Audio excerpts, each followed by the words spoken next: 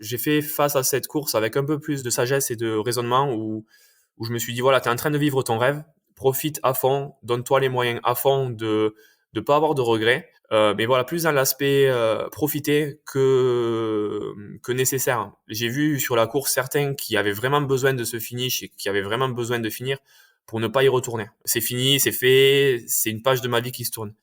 Moi, c'était vraiment pas le cas. Moi, j'ai pas envie de rendre le défi facile. Ce ne l'est pas du tout facile. Hein. C'est un sacré défi, mais j'ai vécu mon rêve éveillé pendant plusieurs boucles. J'ai vécu ce dont je rêvais depuis 6 ans. Donc, je me suis beaucoup amusé malgré tout, malgré ce qu'on pourrait penser, malgré les efforts. Et à la fin, oui, j'ai lutté, mais je voyais le finish arriver. Donc, c'était beaucoup, beaucoup d'émotions. Et j'espère pouvoir y retourner plus tard. Donc, j'en avais besoin, mais pas tant que ça. C'est juste, voilà, j'ai vécu mon rêve et oui, j'étais obsédé longtemps pour cette course pendant, plusieurs années. Et ça, clairement, je pense aussi que c'est nécessaire, ouais.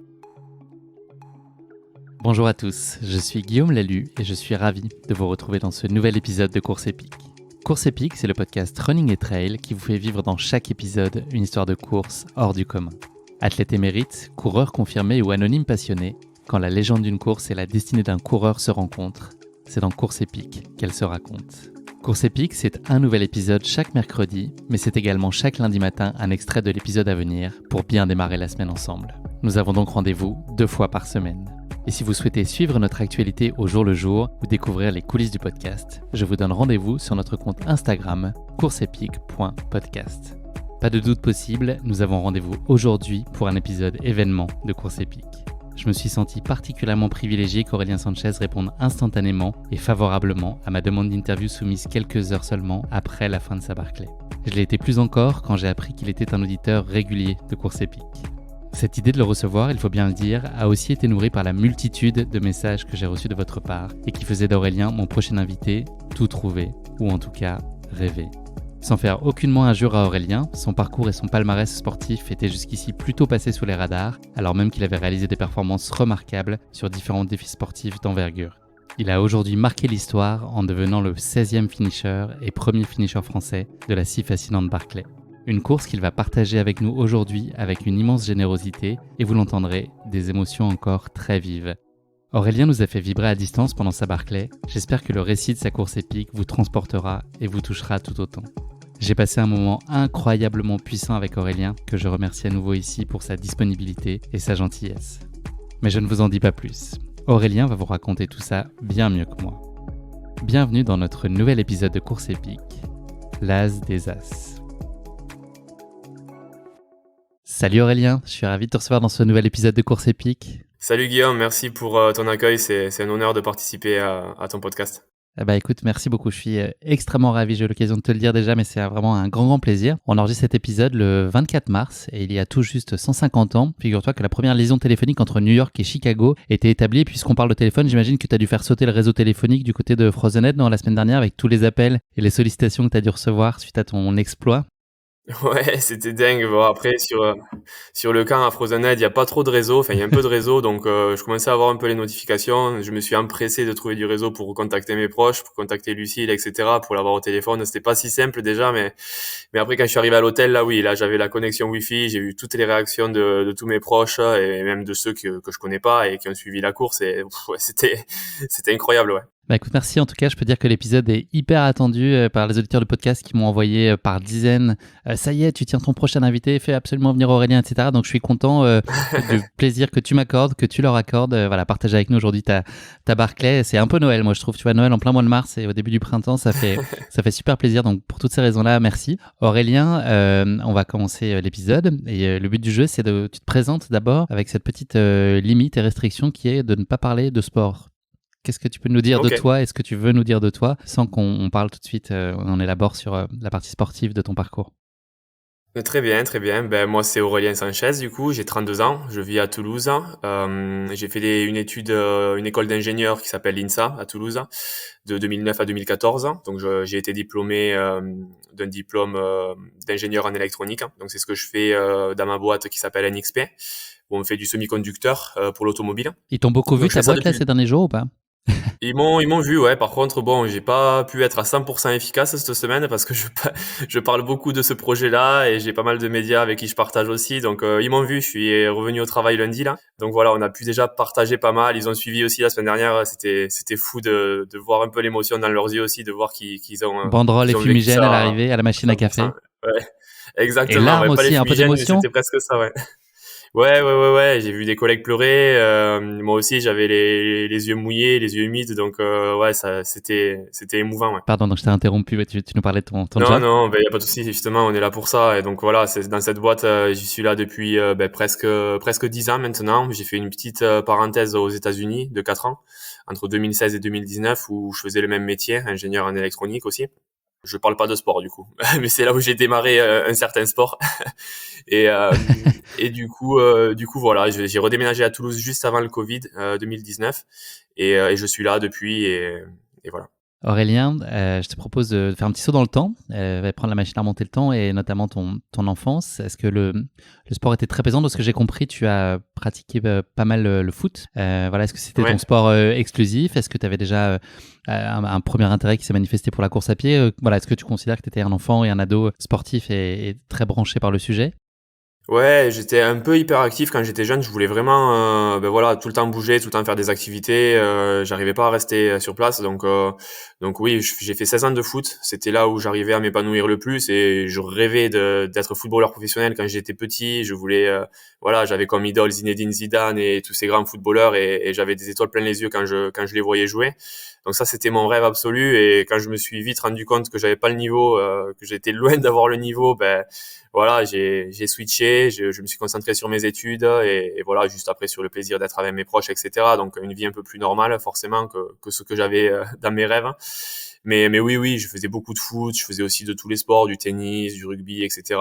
Mais je m'amusais avec les copains, quoi. Mais la course à pied, pas vraiment. La course à pied, c'était indirectement les entraînements de foot et les matchs, quoi.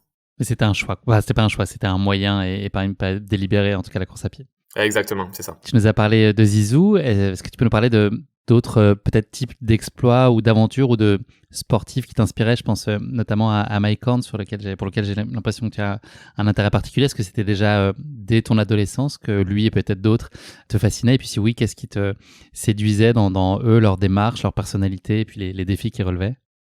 Pas vraiment, pour être honnête, c'est venu sur le tard. J'étais vraiment à 100% foot à l'époque et j'étais un peu fermé sur ça et je me suis ouvert justement quand je suis allé à l'étranger, quand je suis allé aux États-unis. Et c'est là où j'ai commencé vraiment à m'ouvrir, à découvrir qu'il y avait plein d'aventuriers qui existaient, dont celui que tu viens de citer, Mike Horn. En fait, je me suis pas mal documenté sur lui lorsque j'avais fait ma traversée des Pyrénées il y a 3 ans, où je l'ai utilisé vraiment comme inspiration lors de cette traversée parce que j'ai lu son livre Latitude Zéro lorsqu'il a fait le tour du monde ou sa descente de l'Amazon aussi, de l'Amazonie, où c'était incroyable en fait. Je me suis rendu compte que rien ne pouvait l'arrêter et que même s'il se cassait le genou comme c'était le cas lors de sa descente de l'Amazonie, il continuait quand même. Et tout ce qu'il a vécu lors de sa traversée aussi de Latitude Zéro, c'est incroyable, une résilience qui m'ont beaucoup inspiré. Et moi, je me suis dit, lors de ma traversée à moi, je me suis dit, si t'as des ampoules, si t'as mal à la cheville ou si t'as mal aux cuisses, c'est ce qui m'est arrivé, en fait, c'est pas des raisons pour abandonner, quoi. Enfin, tu continues coûte que coûte et tu rentres pas à la maison, quoi. Donc, ça m'a beaucoup inspiré, le fait voilà, de voir cette résilience que certains puissent avoir et Mike Horn, d'autant plus, quoi. Avec en plus, je trouve, moi, ce que j'avais retenu, je crois que c'est l'attitude zéro, mais ce qu'il exprimait, c'était la difficulté, elle venait aussi de l'humain, quoi. C'est-à-dire qu'il y avait les conditions extérieures, mais je crois que notamment sur son passage Ouais, en c'est vrai. Afrique, c'est probablement là où il s'est senti le plus en danger, plutôt par l'homme, en fait, et la menace, que les éléments, finalement. C'était intéressant aussi, je trouvais, de comprendre ça. C'était sa plus grande menace, il disait, ouais, c'est vrai, c'était surprenant parce que d'un point de vue extérieur, on croirait l'inverse, on croirait juste que c'est les éléments, la nature, les animaux, la météo, et de ce point de vue-là, c'est vrai que c'était surprenant de découvrir ça, oui. Tu nous l'as dit, tu es parti à Phoenix en Arizona donc entre 2016 et 2019. On peut dire que c'est là qu'est né ton intérêt pour l'ultra trail. Est-ce qu'on peut parler d'une forme de révélation et puis comment elle s'est exprimée? Est-ce que c'est vraiment un jour une expérience sur laquelle tu t'es lancé qui d'un seul coup a éveillé complètement ta curiosité et puis ton envie de poursuivre? Tout à fait, tout à fait. En fait, je faisais beaucoup de randonnées dans le Grand Canyon tous les week-ends. Je passais mon temps à faire ça. Je voulais découvrir, je voulais profiter de cet état qui était l'Arizona. Avant d'éventuellement de rentrer en France, je savais que ça restait éphémère entre guillemets. Donc, je bougeais, et je marchais beaucoup. Et un jour, en fait, sur une randonnée qui s'appelle Nanko Whip, ceux qui sont au Grand Canyon et qui sont locaux connaîtront, c'est une randonnée assez particulière, assez loin des sentiers battus, où il y a peu d'eau, qui est assez longue, assez technique. Et j'avais proposé à des gens en ligne, en fait, sur un groupe Facebook, à des gens de m'accompagner sur la journée. Et là, je m'étais fait insulter. Il y avait plein de personnes qui me disaient, mais c'est inconscient de proposer à des gens de faire ça si légèrement. C'est un truc qui se fait sur 3-4 jours avec le gros sac à dos, avec beaucoup d'eau. Il faut mettre des ravitaillements sur le parcours, etc. J'étais très, très, très intimidé. Et je me suis dit, waouh, j'aurais peut-être pas dû proposer ou j'aurais même pas dû envisager du tout cette randonnée, en fait. Et il s'est trouvé que tant bien que mal, j'ai essayé de la faire quand même. Je me suis dit, tant pis, tu t'essayes, tu prends tes précautions mais j'avais envie de la faire parce qu'elle était magnifique et je l'ai faite. J'ai réussi à faire l'aller-retour en 13 heures, ce que d'autres justement font en 3-4 jours parce que bon, ils ont le gros sac à dos, etc. Et moi, j'étais parti en léger, ce que je fais depuis 6 ans d'ailleurs. Et là, je me suis dit, c'est dommage en fait. J'allais me limiter, j'allais presque ne pas la faire. Et j'avais le jugement des gens justement qui me disaient, ne la fais pas. Enfin, c'est inconscient et ce que tu fais, c'est pas raisonnable. Et du coup, ce jour-là, ça m'a fait vraiment un déclic. Je me rappelle, c'était en mars 2017. Je me suis dit, ça serait vraiment intéressant que tu te donnes vraiment un objectif, que tu le prépares bien, que tu t'entraînes pour, parce que là, je faisais que de la randonnée les week-ends, mais c'est tout. Et du coup, voilà, c'était vraiment mon déclic. Et là, je me suis dit, voilà, je veux vraiment me donner un objectif d'ultra trail, me préparer pour et découvrir un peu mes limites et en apprendre plus sur moi-même. Donc, c'était quoi les moteurs? C'est ça dans les défis que tu as voulu chercher après? C'était vraiment voyager, découvrir, physiquement te pousser dans tes retranchements et psychologiquement, ça allait aussi chercher ces zones qui étaient un peu inconnues comme tu démarrais sur ce type d'effort. C'était aussi tester un peu tes limites d'une certaine façon? Exactement. Les deux moteurs principaux, c'était ça, c'était découvrir de nouveaux paysages à un minimum de temps possible, hein, parce que je concentrais tout ça sur mes week-ends, ça m'évitait de poser des congés et je pouvais profiter de mes congés pour rentrer en France. Donc, comme le John Muir Trail, par exemple, pareil, ça a été un peu décrié. On m'a dit à quoi bon faire ce trail sur 3 jours alors qu'il faudrait 3 semaines. Mais si j'aurais jamais pris 3 semaines dans ma vie pour le faire, par exemple. Donc là, je me sens privilégié de l'avoir fait sur 3 jours, par exemple. Même si, bon, je courais de nuit, on voit pas tout, c'est particulier, mais voilà, la découverte des paysages, voir un maximum de paysages possibles à un minimum de temps. Ça, c'était mon premier moteur. Et voilà, le second moteur, comme tu l'as dit, c'est en apprendre plus sur moi-même, découvrir mes limites. J'en ai découvert beaucoup depuis et je continue à en découvrir et m'améliorer. Voilà, voir mes défauts et où est-ce que je peux justement me concentrer et passer un peu plus d'efforts pour devenir un peu meilleur, quoi.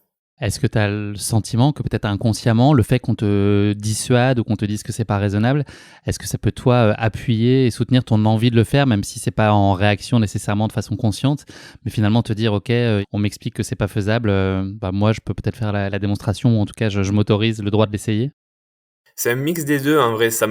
À chaque projet que je me lance, c'est vrai que ça m'arrive. Il y a peu de personnes, il y a beaucoup plus de personnes qui croient pas à mon projet que de personnes qui y croient. Et moi, je fais partie de ceux qui essaient d'y croire. Donc c'est intimidant à la fois.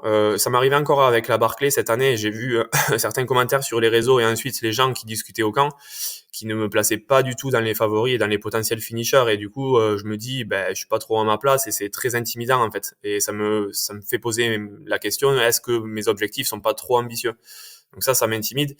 Et d'un autre côté, je me dis, c'est intéressant en fait. Justement, ça fait qu'il y a une grosse part d'incertitude pour les gens et pour moi, où j'aimerais me prouver en fait jusqu'à quel point je peux aller. Et du coup, c'est vrai que ça rajoute un peu une motivation supplémentaire pour me dire voilà, c'est vraiment pas gagné du tout, donc autant essayer avec 3 fois plus d'efforts et voir ce que ça donne.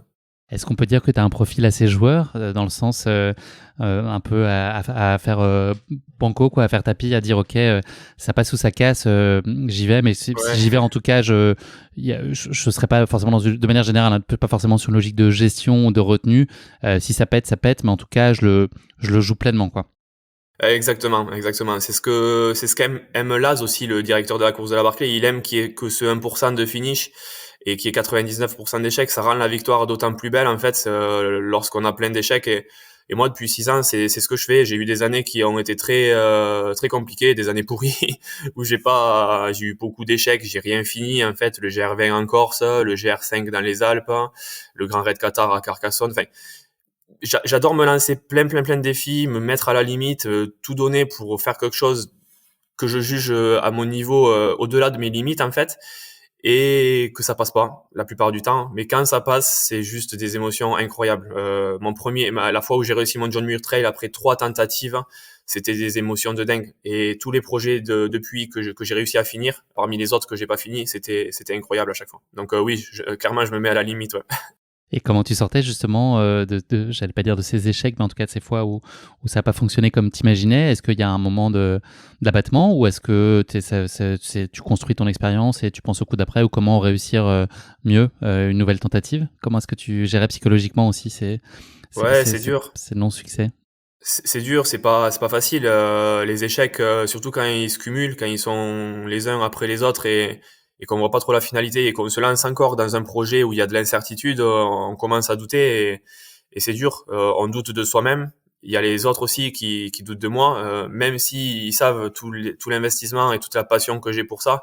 Forcément, c'est une spirale un peu négative. Donc il faut faire abstraction du mieux que possible, se recentrer sur soi, se recentrer sur le prochain objectif, se baser sur ses acquis, sur ses expériences passées, sur comment j'ai échoué et comment j'ai appris, aller de l'avant et faire abstraction du mieux. Après, oui, clairement, c'est pas facile, mais voilà, faut aller de l'avant du mieux que possible. Ouais. Tu l'as évoqué, donc ce record sur le John Muir Trail, pour expliquer à nos auditeurs, c'est un sentier de randonnée le long de la chaîne de montagnes de la Sierra Nevada. Donc cette petite plaisanterie, c'est 359 km et 14 000 mètres de D+, que tu as parcouru en 3 jours, 3 heures et 55 minutes sans assistance. Voilà. Il y a eu aussi les 930 km du GR10, Chartreuse Terre Minorum, qui est la cousine française de la Barclay, le challenge du Mont Calme, Pika Pika. J'imagine qu'elles ont chacune apporté une pierre à ton édifice personnel, mais celle que tu retiens, la première que tu raconterais à tes petits-enfants dans 30 ans, ce serait quoi? La plus singulière, la plus marquante aujourd'hui? Ça serait vraiment le John Muir Trail. C'était celle qui était le moins médiatisée, qui a eu le moins de vues parce que j'ai fait ça à mon échelle avec mes proches. J'ai partagé ça très modestement et ça me convenait. Mais c'est celle qui, pour moi, en tout cas, m'a marqué le plus parce qu'en fait, c'était mon premier projet. J'avais pas fait d'ultra trail à ce moment-là. Je faisais que des randonnées en fait, des longues randonnées. Et après, j'ai fait des randonnées de plus en plus longues. Mais là, c'est comme si on se lançait un projet marathon entre guillemets. Sauf que là, mon premier projet, c'était un 360 km dans la Sierra en Californie. C'est un trail qui est au-delà de 3000 mètres d'altitude en moyenne et en autosuffisance avec mon propre ravitaillement du début jusqu'à la fin. Donc logistiquement, c'était un sacré défi, physiquement aussi, à tous les niveaux. Je m'orientais aussi sur le sentier. Et j'ai eu 2 explosions magnifiques. La première en 2017 où j'ai échoué lamentablement à cause de manque d'expérience. Et celle en 2018, une semaine avant que je fasse ma 3e tentative, où j'ai réussi ensuite. Où là, la semaine avant, j'ai eu un trop plein de confiance. Je voyais le record arriver et en fait, je me suis fait avoir par des hallucinations sur la 3e nuit et un manque de lucidité. Donc en fait, tout ce projet-là, ce cheminement et le fait de se jeter d'entrée dans la cage au lion, entre guillemets, c'était quelque chose. J'ai eu un gros apprentissage, des gros moments de doute, des gros moments un peu seul aux États-Unis. Je faisais face à ça avec les proches à distance, c'était très compliqué. Et ça, c'est ma plus grande fierté. Et j'aimerais raconter ça à mes enfants et leur dire lancez-vous quoi et regardez ça. Et j'ai fait ça et ça, c'était magnifique. Aurélien, je vais te demander de prendre un petit miroir que tu n'as pas à côté de toi ou à portée de main pour une petite pause autodiagnostic. Si on revient un peu sur ton parcours sportif et voilà sur l'auto-appréciation que tu pourrais avoir de toi, de tes capacités, qu'est-ce que tu dirais aujourd'hui de tes forces et de tes atouts innés et puis que tu as travaillé et puis d'un point de vue à la fois psychologique et physique et puis les choses sur lesquelles tu penses qu'il y a encore des leviers d'optimisation. Voilà, c'est quoi en gros sur ces deux dimensions, les optimisations possibles et puis les choses que aujourd'hui tu penses que tu fais un peu mieux que la moyenne, pour ne pas dire beaucoup Ouais, mieux. la persévérance, je dirais. J'ai été très persévérant sur tous mes projets. Quand je me donne un objectif qui est au-delà de mes limites, donc déjà j'aime bien me donner des gros objectifs. C'est pas forcément tout le monde aime bien sortir de sa zone de confort, donc ça c'est quelque chose qui me différencie, je pense, et qui fait que je sors de ma zone de confort et j'en apprends plus sur moi-même. Je me remets beaucoup en question. Tous les jours, je me remets en question la façon dont je communique, etc. Je veux pas blesser les gens. J'ai beaucoup d'empathie envers les gens. Je me remets beaucoup en question en fait au quotidien sur moi, sur comment je suis pour me permettre d'avancer justement. Donc ça et la persévérance. Voilà, une fois que je me donne un objectif, j'essaie vraiment de me donner tous les moyens d'y arriver et quand j'y arrive pas, voilà, d'analyser, de réfléchir vraiment sur ce qui a pas fonctionné. Donc je pense que c'est plutôt là où je pourrais me différencier, plutôt qu'intrinsèquement me dire que je suis endurant ou rapide ou Non, ça vient plutôt avec les entraînements, je dirais, et voilà, en fonction de l'objectif qu'on se donne et des moyens qu'on s'y donne, quoi. Ça serait mes atouts, je dirais. Tu nous l'as dit, tu es par ailleurs ingénieur en électronique. Est-ce que ça coexiste facilement avec ta pratique sportive? Est-ce que peut impliquer comme charge une préparation comme peut l'être celle de la Barclay? Est-ce qu'il y a beaucoup de compromis? Est-ce que ça doit être aussi millimétré et réglé que peut requérir ton travail très scientifique et qui, j'imagine, suppose être particulièrement carré? Est-ce que tout ça, chaque minute est un peu timée dans tes semaines et tu dois jongler avec précaution sur les deux fronts, vous en parlez de la famille, etc., et ta vie plus personnelle? Oui, tout à fait. C'est à peu près la même démarche. Pour la Barclay, on doit analyser toutes les variables qui sont là, c'est-à-dire l'entraînement physique, où on doit s'entraîner, on doit faire du gros volume. Mais tout ce qui tourne autour de ça, souvent on résume au nombre d'heures qu'on s'entraîne, mais il y a aussi le nombre d'heures où on lit les rapports de course des anciens participants, où on analyse pourquoi certains ont fini, pourquoi certains n'ont pas fini. Et ainsi tout, on fait de la carte aussi, on essaie de s'approprier le parc, le relief, les rivières, les sentiers, vraiment connaître le parc par cœur. Donc ça, c'est aussi des heures de cartographie en ligne, et ensuite sur place, là où on peut repérer, c'est-à-dire que le sentier, parce que le hors-sentier est interdit. Mais voilà, toute cette démarche, en fait, où on doit s'approprier la course, ça prend du temps. Et ça, c'est très, très méthodique, comme tu l'as dit, où on doit vraiment analyser tout ça un par un. Et oui, ça se rapproche peut-être un peu de mon métier. Et comme tu dis aussi, il faut savoir jongler. Mon métier, c'est un métier à temps plein que j'ai. Donc, je fais souvent ça le matin ou le midi et le soir et les week-ends pendant 2-3 mois. Ma chérie Lucie en est témoin. Ça prend du temps, c'est quelques sacrifices, c'est des week-ends où des fois on les partage pas mais bon, ça reste momentané. J'essaie d'avoir un équilibre malgré tout et d'essayer de faire les choses bien. Une question d'équilibre, c'est ça la Voilà, clé. c'est ça. Merci beaucoup Aurélien pour ces premiers échanges et cette présentation de ton parcours. On va passer maintenant à notre rubrique du questionnaire de Proust. J'ai 3 questions à te poser. La première d'entre elles, ce que serait un jour parfait pour toi? Quelles sont les composantes indispensables pour que tu te dises « Ok, aujourd'hui c'était bien, ça valait le coup ». Un jour parfait, ça serait un week-end une journée à la montagne, un endroit atypique, hein, je dirais une découverte, quelque chose que je connais pas, avec des lacs, des sommets, et quelque chose que je partage avec ma chérie, avec Lucille, bien accompagné. Voilà, il fait beau, on fait l'ascension d'un sommet avec le soleil qui se couche derrière nous, avec un joli paysage, un sentiment de voilà, on se sent privilégié d'être à ce sommet-là, et pourquoi pas on dort au sommet, on met le matelas, on se couche avec voilà, le soleil qui se couche en face de nous, et on se parle, on se raconte simplement notre journée et la vie, quoi. Et voilà, ce genre de journée, ça serait très apaisant, je trouve. Et en rentrant un petit épisode de course épique sur le chemin. Exactement, pourquoi pas, ouais. Avec plaisir, ouais.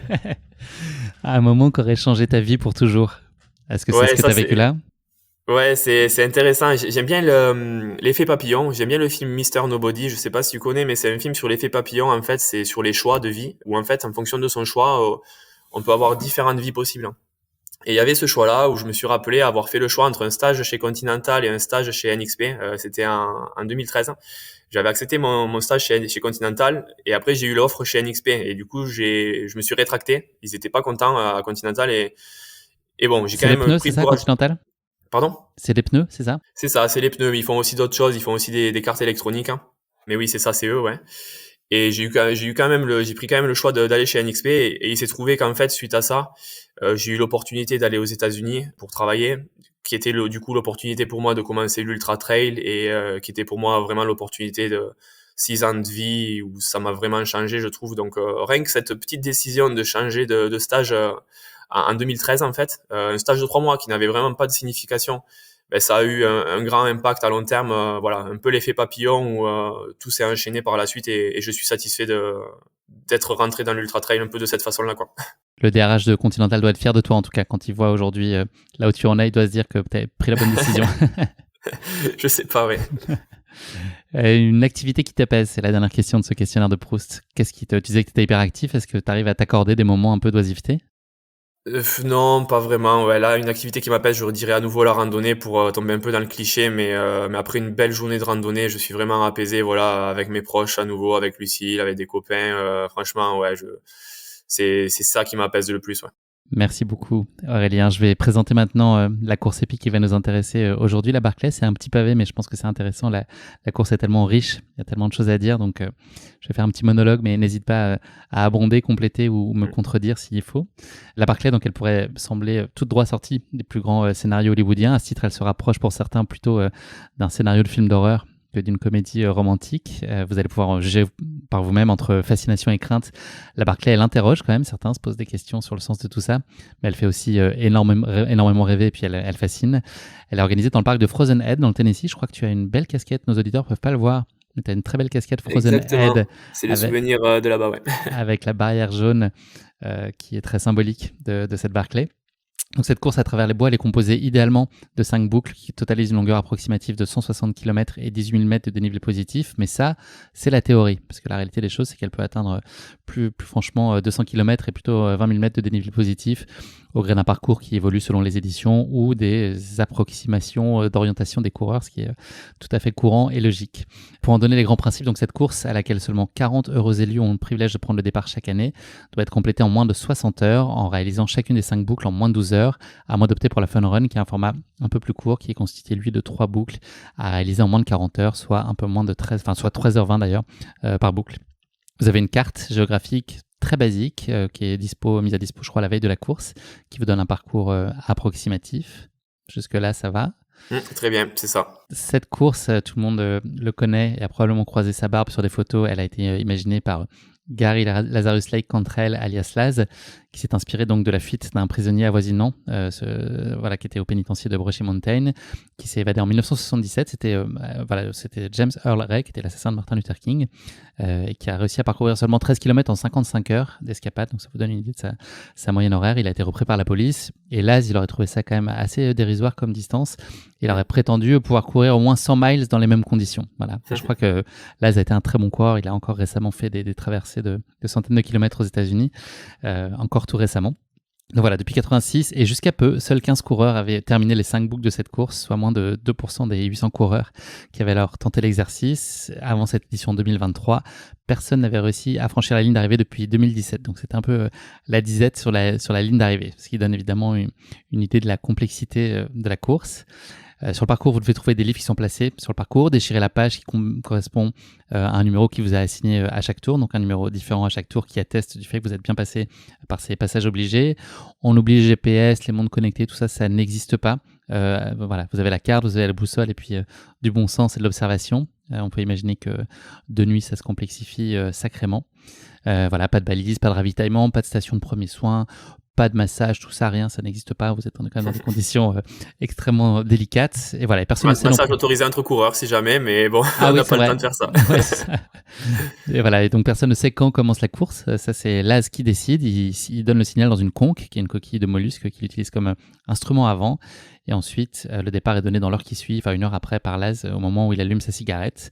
La ligne de départ, elle est symbolisée par la barrière jaune que tu arbores donc sur ta casquette, qui est présente au milieu du parc. Il faut donc la toucher pour attester de la fin de son tour. L'abandon du coureur est lui joué à la trompette par une sonnerie aux morts. Voilà, je ne sais pas si tu as eu l'occasion d'en entendre ou pas, si tu as des coureurs qui ont droppé au moment où toi tu passais. Eh non, du coup, je l'ai pas entendu cette année. Tout le monde avait déjà fini sa course lorsque j'ai fini. Et par contre, bon, j'ai entendu la mienne à la Chartreuse Terminorum l'an dernier. Ils ont repris le même concept, mais à la Barclay, j'en ai pas entendu encore. Très bien, et pour conclure donc sur cette présentation, il y a l'inscription à la Barclay qui est en soi une épreuve. Tu vas nous raconter comment ça s'est passé pour toi, mais c'est pas très simple, il n'y a pas un site sur lequel tu vas t'inscrire. Mais voilà, tu vas raconter tout ça en détail. Et avant cette édition 2023, seul Mark Williams, qui était le premier finisseur en 95, Ted Kaiser, Jared Campbell, John Fejiverezi et Brett Mohn ont terminé la Barclay dès leur première tentative, qui te valait d'ailleurs le surnom de Virgin, hein, c'est ça ? Exactement, c'est ça. Virgin, c'est ceux qui font la Barclay pour la première fois, et ensuite il y a les vétérans qui l'ont déjà fait dans le passé. C'est une nuance qui va être intéressante sur la stratégie, notamment dont tu vas nous parler tout à l'heure. Et puis pour conclure, les mots de Laz qui expliquent, je pense, quand même toute la philosophie derrière ce projet-là. Je vais le citer mot pour mot, mais voilà, il dit que les coureurs ont l'habitude de suivre un tracé, de traverser des bois, mais ne voient jamais rien.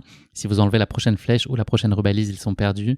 Une bonne course est une expérience totale, pas juste se pointer, sortir de sa voiture, courir et rentrer chez soi. Une bonne course aide les coureurs à trouver quelque chose en eux-mêmes. C'est un défi, une incertitude, tout cela réuni. On peut dire que c'est ce que tu as ressenti, j'imagine, Aurélien, à l'issue de cette course.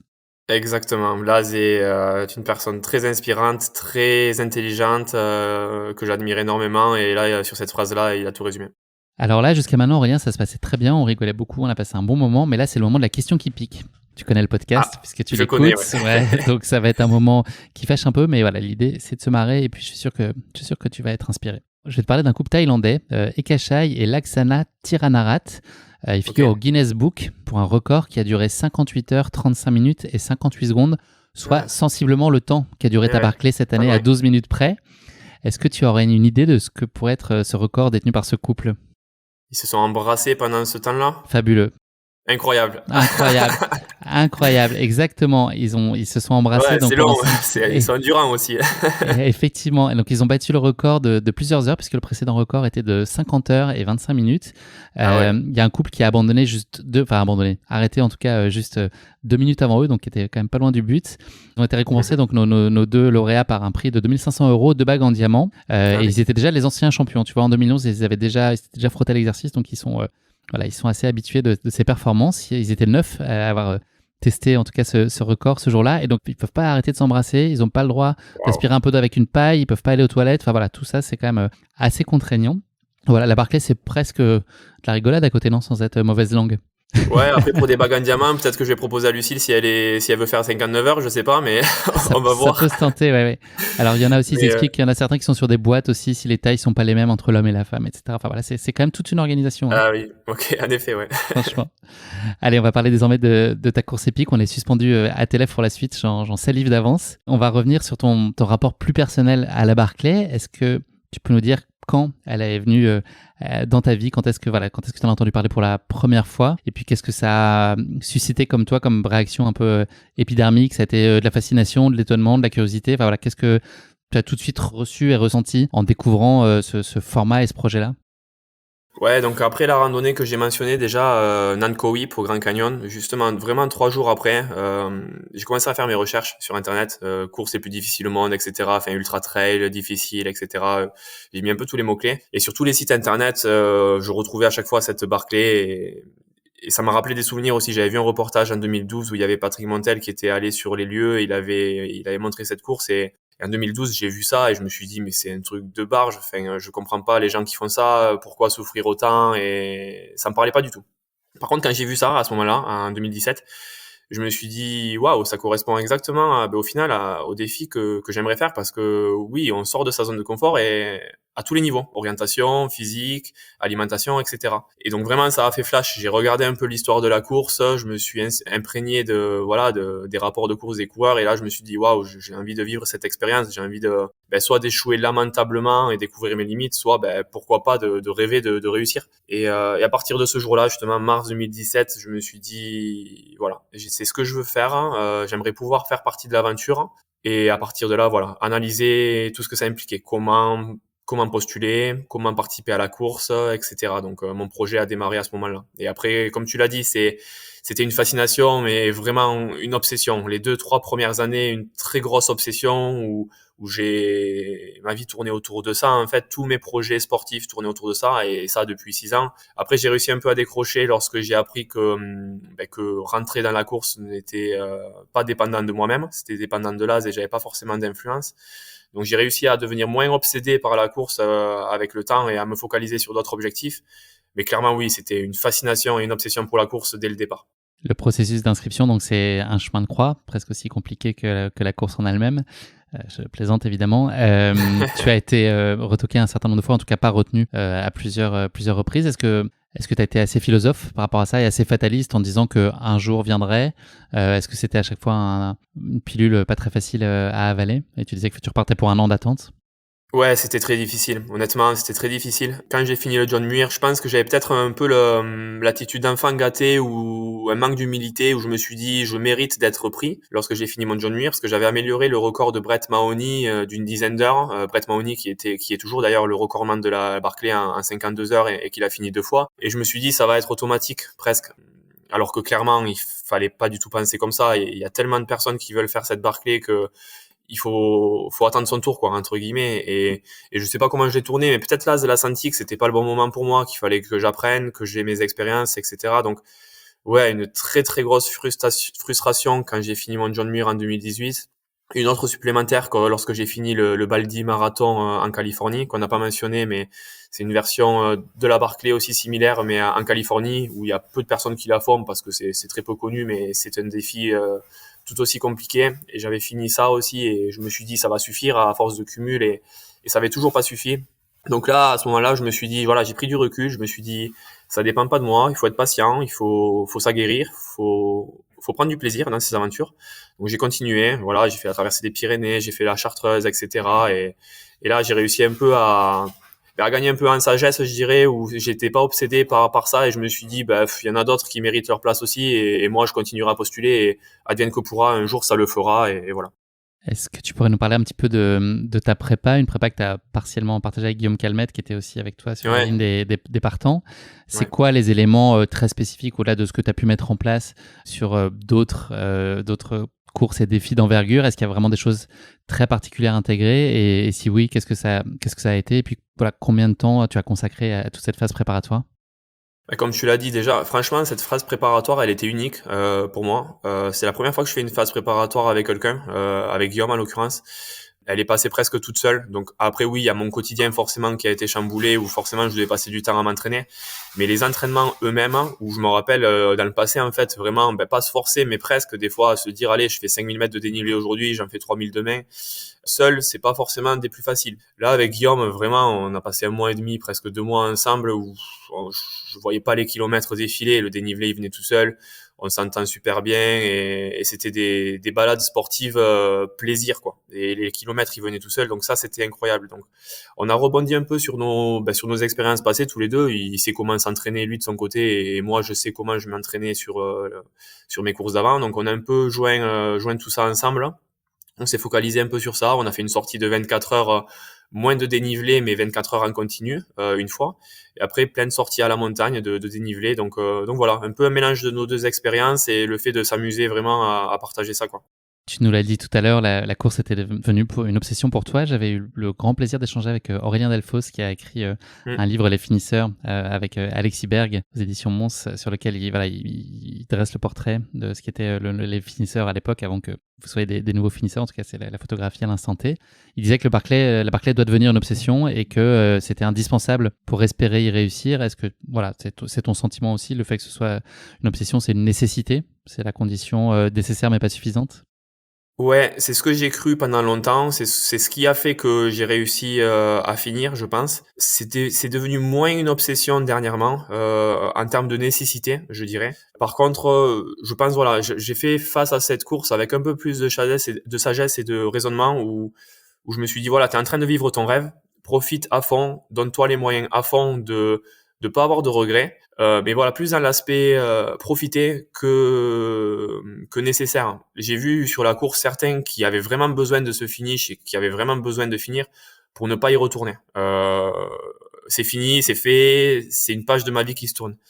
Moi, c'était vraiment pas le cas. Moi, j'ai pas envie de rendre le défi facile. Ce ne l'est pas du tout facile, hein. C'est un sacré défi, mais j'ai vécu mon rêve éveillé pendant plusieurs boucles. J'ai vécu voilà, ce dont je rêvais depuis 6 ans. Donc, je me suis beaucoup amusé malgré tout, malgré ce qu'on pourrait penser, malgré les efforts. Et à la fin, oui, j'ai lutté, mais je voyais le finish arriver. Donc, c'était beaucoup, beaucoup d'émotions. Et j'espère pouvoir y retourner plus tard. Donc, j'en avais besoin, mais pas tant que ça. C'est juste, voilà, j'ai vécu mon rêve, et oui, obsédé. J'étais obsédé longtemps pour cette course pendant, voilà, plusieurs années. Et ça, clairement, je pense aussi que c'est nécessaire, ouais.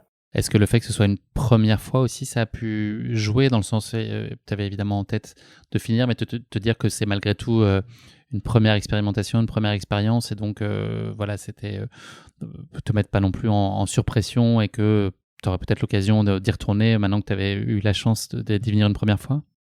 Ouais, tout à fait, tout à fait. Ça a joué. L'autre chose qui a joué beaucoup, je trouve, c'est que je faisais pas partie des favoris. Je voyais au camp les discussions, et sur les réseaux, tout ça, que tout le monde parlait de est-ce qu'il va y avoir des finishers ou est-ce qu'il n'y en aura pas. Et s'il y a des finishers, qui ça sera? Ça sera soit John, soit Karel, soit voilà ceux qui ont déjà de l'expérience, des vétérans. Christophe Nonorg aussi, qui est une machine et qui s'est donné les moyens. Mais moi, je faisais pas partie de ces gens-là. Enfin, je ressentais pas du tout. Je me sentais vraiment pas à ma place pendant un petit moment. Et c'est ce que je disais à ma compagne Lucie. Je l'avais appelée la veille de la course. J'ai dit, waouh, c'est intimidant, c'est compliqué. C'est pas la course contre les autres coureurs, c'est pas du tout ça. Mais le fait de savoir que ces coureurs-là, en fait, tout comme Guillaume, tout le monde se donne l'objectif 5 boucles et que les statistiques à la fin, elles vont dire, les 3 quarts, ils vont échouer. Et moi, dire que j'ai le même objectif, mais que je fais pas partie du cercle, c'est très compliqué. Je me dis, est-ce que c'est réaliste? Est-ce que je vais y arriver? Donc ça, c'est très intimidant. Et donc voilà, dans ce sens-là, c'était pas facile. Ouais. Tu l'as dit, il y a la préparation physique, mais il y avait tous les à côté, notamment la cartographie, etc. Et puis je pense investiguer aussi auprès des précédents finisseurs de la course, les finishers. Est-ce que malgré tout, tu te voyais des points communs avec eux? Alors, c'est compliqué d'imaginer qu'il y a un portrait robot du finisher. Est-ce que tu voyais malgré tout des choses sur lesquelles vous vous rencontriez et qui étaient aussi des sources de confiance pour toi sur ton potentiel à peut-être finir la course? Oui, oui. Après, comme tu dis, ça reste intimidant quand même. Ça reste des finishers et moi, j'en suis pas un jusqu'à la semaine dernière et ils restent quand même dans une autre catégorie. Donc, c'est difficile de dire qu'on est pareil que ces gens-là. On se rend pas trop compte en fait. Par contre, oui, j'ai lu le livre d'Alexis Berg et d'Aurélien Delfosse et forcément, on voit qu'ils ont un aspect très analytique du sujet et moi, dans certains cas, je le suis justement dans ce cas-là et au travail. Donc ça, je m'y retrouvais. L'aspect obsessionnel aussi, que j'avais pendant plusieurs années, ça, clairement, je m'y retrouvais aussi. Mais après, se dire qu'on est comme eux, c'est trop compliqué avant de le faire parce qu'on se dit ils sont dans une autre dans une autre catégorie et voilà, c'est difficile de s'y voilà. Tu es arrivé sur place une dizaine de jours avant. Ça a été quoi ta première impression en arrivant à Frozenhead? Est-ce qu'on peut être surpris compte tenu, enfin quand on s'est autant documenté, qu'on a vu autant de choses, est-ce qu'il y a quand même un truc de voir et d'y être? Est-ce que ça donne quand même une lecture du lieu très différente et puis ça peut-être fait monter un peu en pression aussi? Pas monter en pression, mais c'est beaucoup d'émotions. On disait ça avec les coureurs d'ailleurs. À chaque fois qu'on rentre dans ce parc, on est témoin de toute l'histoire qu'il y a eu derrière. Il y a 35 ans de course à pied qui se sont passées avec des histoires incroyables, avec des gens qui ont halluciné, qui cherchaient leur chemin, qui ont vécu des émotions incroyables. Donc quand on rentre dans ce parc, on voit tout ça. Je vois tout ça. Je me remets en 95 lorsque Mark Williams est arrivé à son finish et où il y avait que 2 personnes, il y avait que Laz et un ami à lui. Donc voilà, c'est incroyable de se dire toute l'histoire qu'il y a eu derrière ça. Et ouais, pas trop d'intimidation. Après, j'étais déjà venu dans le parc en 2018 où j'avais ramassé une coquille de noix qui m'a servi de porte-bonheur pendant tout le parcours. Donc j'avais vécu un peu j'avais vu à quoi ça ressemblait. Je m'étais fait une petite idée. Et puis après, je m'étais entraîné dans les Pyrénées en hors sentier pour me faire une idée du terrain et c'était assez proche au final, assez similaire. Donc pas de grosse surprise à ce niveau-là, mais voilà, c'est le fait de se baigner dans ce parc qui a une histoire incroyable qui fait que on a un peu les frissons quand on arrive. Ouais. La reconnaissance sur place, là, vous vous y êtes essayé, c'est pas forcément très évident, c'est ça? Non, c'est pas du tout évident, surtout que le hors-sentier, il est interdit. C'est un parc naturel. En fait, pareil, il y a une histoire avec la course où il y a 20 ans, ils ont failli arrêter la course. Le parc a dit que voilà, 40 coureurs qui font du hors-sentier et qui amènent en plus des gens passionnés de ce sport sur le parc, c'est pas vraiment une bonne idée. Donc, ils ont eu des soucis avec ça. Donc, depuis, le hors-sentier est interdit. Donc, on peut reconnaître que les parties avec sentier qui sont mineurs sur la Barclay. Ça correspond à 20% à peu près, je dirais. Donc le hors-sentier, on le regarde à gauche, à droite, on se dit voilà, à cet arbre avec cette boule, on tourne à gauche, ce rocher, on tourne à droite, etc. C'est que des larocos un peu minimalistes, mais voilà, on se met dans le bain et surtout avec Guillaume, on a fait de beaux kilomètres, hein. On a fait un beau volume la semaine avant, sans trop non plus piocher et s'épuiser avant la course. Donc voilà, c'était surtout un entraînement physique et se mettre un peu dans le bain sur les sentiers de la course. Au cœur de la Barclay et l'essence même de la Barclay, on l'a dit tout à l'heure, c'est Laz, le créateur de la course. Quelle idée, toi, tu te faisais de lui et puis quel homme t'as trouvé? Est-ce que tu as été surpris par un éventuel décalage entre l'image qu'il donne, l'image en le côtoyant ou l'approchant, il y a des choses qui t'ont étonné?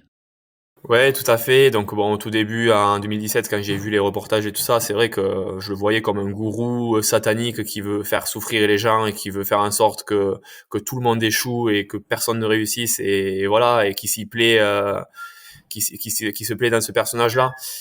Et non, à force de discussion, de lire les rapports de course, de lire comment les gens le décrivent Laz et comment voilà le rencontrer. J'ai rencontré 2 fois, je l'ai rencontré lors de la Barclay. ben on découvre en fait que c'est juste une personne très intelligente, très bienveillante et tout l'inverse de ce qu'on pourrait croire via les médias, parce que il a créé quelque chose d'unique. À Barclay, oui, il y a 1% de finish, mais justement, c'est ce 1% qu'il cherche, c'est vraiment donner de l'émotion à ces personnes qui finissent et à tous les autres qui savent les moyens qu'on se donne pour finir justement, et c'est beaucoup d'émotions, et il est très bienveillant, et à chaque fois qu'il y a un finish, comme c'était le cas la semaine dernière, il est très ému, il m'a pris dans ses bras et il m'a dit des mots incroyables qui vont me marquer à vie en fait, et je vois que ça l'a touché, tout comme ça a touché Laz quand John a fini, quand Karel a fini, c'est des émotions incroyables pour lui, je pense aussi, et donc voilà, le personnage clairement c'est pas un gourou et c'est quelqu'un de très bienveillant. Par contre, voilà, comme il dit, en fait, on n'a rien sans rien. Plus dur c'est, meilleure est la récompense. Et je pense que c'est un peu son motto, et c'est pour ça qu'on pourrait croire qu'il est satanique, mais pas du tout. On a bien vu que c'est un personnage et que c'est un tendre, ce Laz. On le sent, on le voit c'est un bien. Tu tendre, peux je pas pense nous la bien. faire.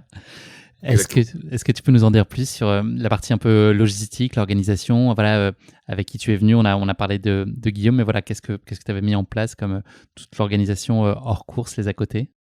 Donc je devais venir seule de base parce que Lucie ne pouvait pas venir, elle a repris ses études d'infirmière, donc c'était trop compliqué pour elle de venir, et mes parents pareil, mes parents voulaient venir, mais on a droit qu'à un seul assistant sur la course, ils veulent préserver la course, donc qu'il n'y ait pas trop de personnes, donc pareil, je leur ai dit à mes parents, à ma sœur, ne venez pas, ça sert à rien, je serai parti pour 10 heures, il y a rien à faire. Donc j'étais parti pour y aller seul. Il y a Alexandre Rico qui a pris contact avec moi, Alexandre Rico qui a fait la Barclay en 2022, qui vit à Toulouse aussi.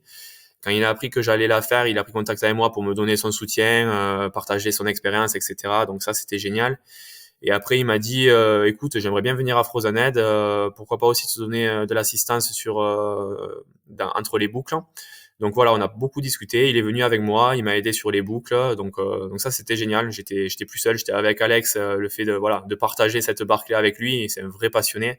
Et le fait de bénéficier aussi de son aide sur les transitions. Donc ça, c'était génial.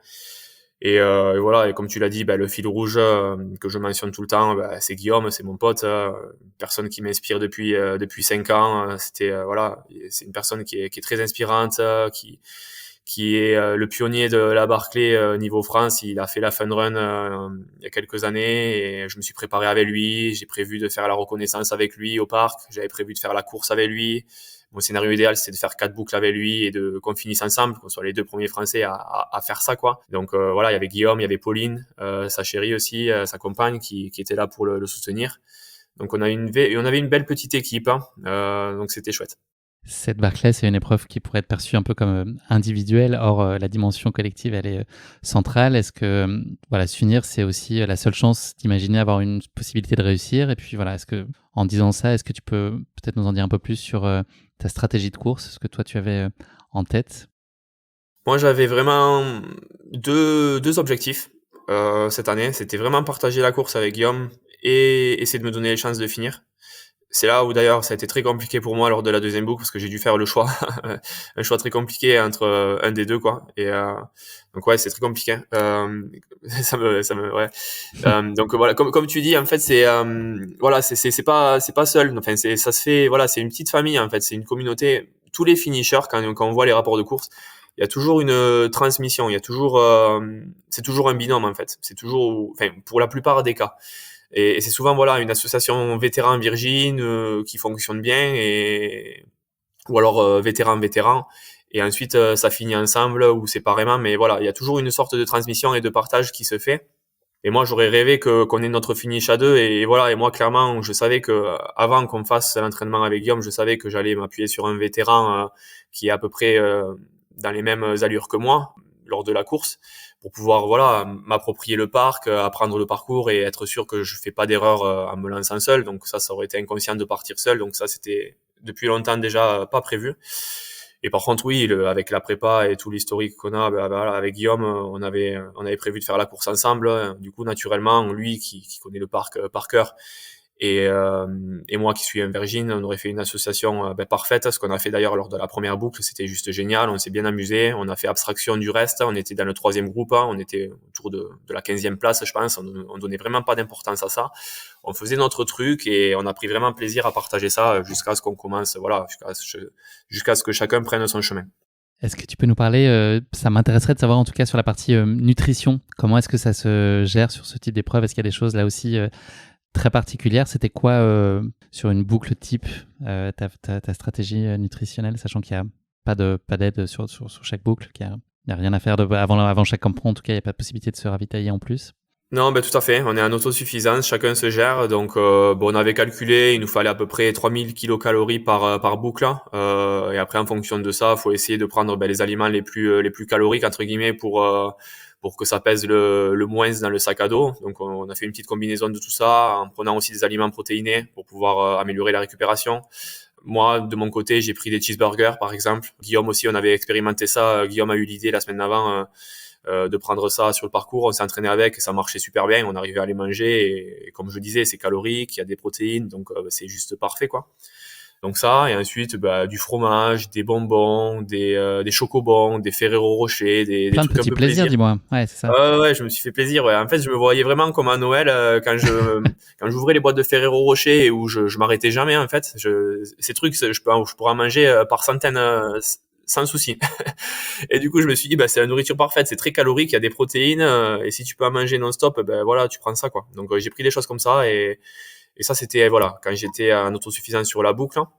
Et après, pendant les pauses, là, on mangeait un peu de tout. J'avais mis des fruits, justement, pour m'hydrater bien aussi. J'avais mis des cookies, j'avais mis ouais, voilà, plein de choses variées. Il y a une hégémonie américaine quand on parcourt la liste des finishers. En tout cas, elle était jusqu'à maintenant à une exception près. Est-ce que tu expliques ça de façon un peu mécanique et du fait qu'il y a une surpondération de coureurs américains sur la course, ou est-ce que peut y avoir des raisons spécifiques sur lesquelles, sur ce terrain-là, eux s'en sortent mieux? Je pense que c'est plutôt une raison historique. Jusqu'en 2012, la Barclay, ça restait quand même une petite communauté pas du tout médiatisée. Ça a été médiatisé via un reportage sur Netflix et ça reste la Barclay, c'est une course américaine, donc forcément il y avait beaucoup de locaux qui y participaient. Après l'aspect logistique aussi, je pense que beaucoup de personnes ne s'y retrouvent pas à faire la Barclay si on vit en Europe, etc. Bon, ça a évolué depuis avec la médiatisation, etc. Maintenant il y a plein d'Européens et de Japonais, enfin plein de nationalités qui veulent faire partie de la Barclay, donc ça commence à évoluer. C'est d'ailleurs pour ça que cette année, moi et Karel, on est les deuxième et troisième européens à la finir après Mark Williams. Mais je dirais ouais voilà plutôt un aspect historique, que c'est une course américaine qui était peu médiatisée et que maintenant bon ça a tendance à évoluer. Là il y avait Damien Hall qui a fini quatrième. Il est anglais, il aurait très bien pu finir. Donc maintenant je pense que ça s'arrête plus du tout à la nationalité. Est-ce que c'est indispensable de se dire qu'on va finir quand on est là sur le jour J et que le départ est sur le point d'être donné? Est-ce qu'il faut forcément être dans cet état d'esprit-là? Non, bizarrement, je l'étais pas. J'étais en train de me convaincre depuis plusieurs années qu'il faut l'être, hein, parce que sinon après au cas on trouve facilement le découragement, le fait de se dire bon, j'ai fait 3 boucles, j'en ai fait 4, c'est bon, je suis content, j'ai pas forcément besoin de finir en fait. Mais j'avais tellement ça ancré en moi, le plaisir de continuer, de ne jamais abandonner, mais vraiment de pas lâcher. Et comme je le disais un peu, Mike Horn avec le genou cassé, il continue, quoi. Donc voilà, je me suis jamais trop posé la question, mais j'ai pas vraiment senti cette obsession ou ce besoin de finir comme tu le dis. Par contre, c'était l'ordre naturel des choses. J'allais jamais abandonner. J'allais me donner les moyens d'aller à mon allure, d'être dans les barrières horaires qu'on s'était fixées, 9h30 sur la première boucle, 21h sur la deuxième, 32, 33 sur la troisième, etc. Et continuer à avancer un pas après l'autre. Et ne jamais me donner les moyens d'abandonner, entre guillemets. Et voilà, éventuellement du coup finir. Mais je voyais pas la finalité comme nécessaire, comme tu viens de le dire. C'était plus vraiment le cas, ouais. Qu'est-ce que tu viens chercher sur cette Barclay qui est différent des autres défis déjà d'envergure que tu t'étais lancé précédemment? Est-ce qu'il y a une chose en plus? On a parlé de tout ce qui pouvait guider tes choix jusqu'à maintenant. C'est quoi le petit supplément d'âme qui fait que tu viens chercher quelque chose d'autre sur cette Barclay? C'est l'histoire de la course. On fait partie d'une communauté incroyable. Il y a eu des choses. Enfin, voilà. À nouveau, quand on lit les rapports de course et qu'on s'inspire des anciens finishers et des anciens non-finishers aussi, comme Gary Robbins ou d'autres, c'est juste incroyable de faire partie de cette communauté-là et on partage ce projet tous ensemble. Le GR10 par exemple, la traversée des Pyrénées, c'est à peu près le même concept, hein. On est en autosuffisance, il y a des montagnes, on gère sa logistique, etc. Donc ça s'y rapproche beaucoup, je trouve. Par contre, voilà, il y a l'aspect partage qui est différent. Il y a certains proches qui sont venus sur le parcours, des amis, la famille, qui ont vu dans quel état j'étais et qui étaient contents d'être là. mais j'étais pas avec d'autres coureurs qui faisaient le même défi. Là, on partage tous notre passion, on a tous plus ou moins le même objectif, et ça nous tire vers le haut. Et c'est génial de se faire des souvenirs avec ces gens-là. Donc, c'est vraiment lier les deux, vraiment lier l'aspect autosuffisance et sortir de sa zone de confort dans un endroit qui est atypique et qui est chargé d'histoire, et faire ça ensemble avec d'autres personnes. On va remonter très peu le temps. On est le mardi 14 mars, tu t'en es pas rendu compte. Le départ approche. Il y a une incertitude sur le moment du départ. Comment ça se gère ça? Est-ce qu'il y a une espèce de pression un peu latente sur le campement parce que le départ peut être donné à peu près à n'importe quel moment? Et puis toi, plus particulièrement et individuellement, comment tu gères ce moment-là? Est-ce que tu es dans l'appréhension? Est-ce que tu es dans la sérénité, dans l'impatience? Ouais, c'est curieux. Il y a des discussions. On dit Laz va au lit, ça veut dire que du coup le départ il va pas être donné de suite. Ou alors Laz est encore là, il est au barbecue à 20h, c'est tard. S'il faut, il va faire la nuit entière et on va démarrer à 2h du matin. Donc ça spécule un peu. On sait pas trop comment il s'organise en fonction du départ. Donc on analyse un peu les faits et gestes et on essaie de faire au mieux. Mais clairement on n'a pas les réponses. Donc la seule réponse qu'on a, c'est juste d'aller au lit. En tout cas, me concernant, chacun a sa stratégie, mais pas, voilà, le plus tôt possible, entre guillemets, avant 21h. Et ensuite attendre, essayer de dormir du mieux que possible. Malgré tout, c'est compliqué. Il y en a beaucoup qui arrivent pas à courir et qui préféreraient partir à 1h du matin et on se lance dans le bain direct. Moi, je voulais vraiment essayer de dormir. Ce que j'ai réussi plus ou moins à faire, j'ai réussi quand même à dormir. Je me suis réveillé de temps en temps, souvent à regarder la montre et à me dire bon, c'est 3h du matin, ça veut dire qu'on sera pas parti entre minuit et 3h déjà, ça c'est fait. Et ensuite on attend, on se rend dehors, on se réveille, etc. Donc oui, c'est particulier. Après, voilà, moi j'ai réussi un peu à dormir et voilà, éventuellement, c'était quoi? C'était à 8h54 du matin, c'est là où j'ai entendu le clairon sonner. Ta plus grande source d'appréhension sur cette course, est-ce qu'il y a une chose qui t'intimide un peu plus sur ce qui t'attend? C'était vraiment les autres coureurs. Je me rendais compte, enfin, que je faisais pas partie de la liste, quoi. J'étais pas parmi les favoris et j'étais pas à ma place. Et je me suis dit, waouh, si ça part vite et que tu te rends compte vite qu'en fait, la première boucle, tu vas mettre 10h30, 11h à la faire et que ça va trop vite et que déjà tu perds pied dès le début et que tu vois qu'en fait, tu t'es donné tous ces moyens-là, mais que ça va juste pas le faire, ça va être très compliqué. Donc, au final, on s'est concentré sur nous-mêmes avec Guillaume. On a livre par livre, on a fini la boucle à moins de 9h au lieu de 9h30. Et là, déjà, direct, c'est un grand soulagement. Je me dis, c'est pas déconnant. On est dans les clous. Je sais maintenant, j'ai fait une boucle. Il faut la faire quatre fois à nouveau. Mais voilà, je l'ai vu. Je suis plus vraiment dans l'inconnu. Ça sera encore compliqué. Je vais faire des erreurs d'orientation, mais c'est pas C'était déconnant. rassurant finalement? Ce Ah ouais, premier ouais, tour, totalement. cette première boucle, elle a été rassurante? Totalement. Est-ce que c'est dur de relancer, en tout cas peut-être pas à ce moment-là parce qu'on est encore sur le début de course, mais de repartir sur une deuxième quand on sait ce qui nous attend, parce qu'il y a aussi le fait de savoir désormais de quelle voie tu vas te chauffer. Est-ce que c'est complexe ou toi là t'es dans un truc de je dévore ma course et puis c'est encore plutôt le début de course quand même, donc tu vas la fleur au fusil? Ouais, non, pas du tout. Dans la continuité, en fait, je suis reparti un peu avant Guillaume du ravito. J'ai dit, bon, je continue à manger là, sur le chemin là, tu me rattrapes. Voilà, donc on a recontinué tous les deux. Et on savait ce qui nous attendait, c'est-à-dire là, c'était une boucle en reverse, c'était en anti-horaire, comparé à la première qui était horaire. Donc c'était un nouveau défi. On attaquait tous les livres d'un point de vue différent, en fait, cette fois-ci. Donc là, on discutait avec Guillaume, on commençait à regarder les azimuts sur la boussole, on discutait voilà des marqueurs, d'un arbre penché sur le livre numéro 2, etc. Donc on était concentré sur ce qui nous arrivait, c'est-à-dire une nouvelle boucle en sens inverse. Et on avait l'objectif ancré. De toute façon, on savait qu'on était là pour faire 5. Donc la première, c'était pas une finalité en soi, c'était juste une introduction.